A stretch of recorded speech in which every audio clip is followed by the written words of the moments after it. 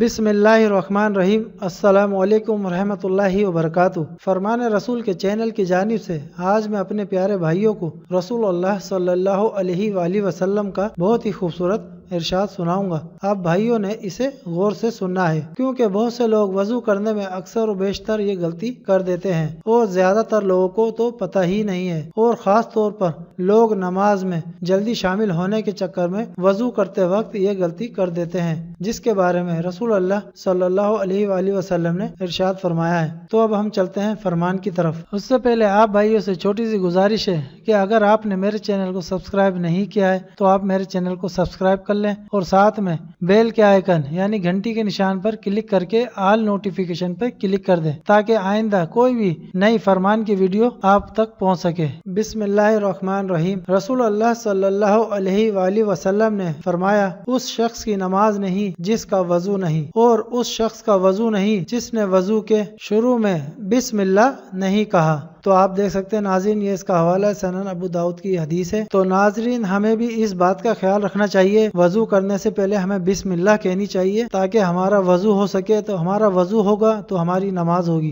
तो हमें इस पर अमल करना चाहिए और ये लोगों तक पहुँचाएं जिन लोगों को पता नहीं है, उनको भी पता चले कि वो जल्दबाजी में वजू करते हैं, वो बिस्मिल्लाह कहना भूल जाते हैं। तो इस चीज का खास ख्याल रखें। छोटी सी चीज है, बिस्मिल्लाह पढ़कर वजू करें। तो आप हजूर के इस इरशाद को ज्यादा से ज्यादा लोगों तक पहुँचाएं, शेयर करें, ताकि वो भी इस गलती से बच सकें। और हम अपनी 5 टाइम की नमाज वक्त पर पाबंदी के साथ अदा करें और लोगों को भी नमाज पढ़ने की तलकीन करें। अस्सलामु अलैकुम रहमतुल्लाहि व बरकातुहू।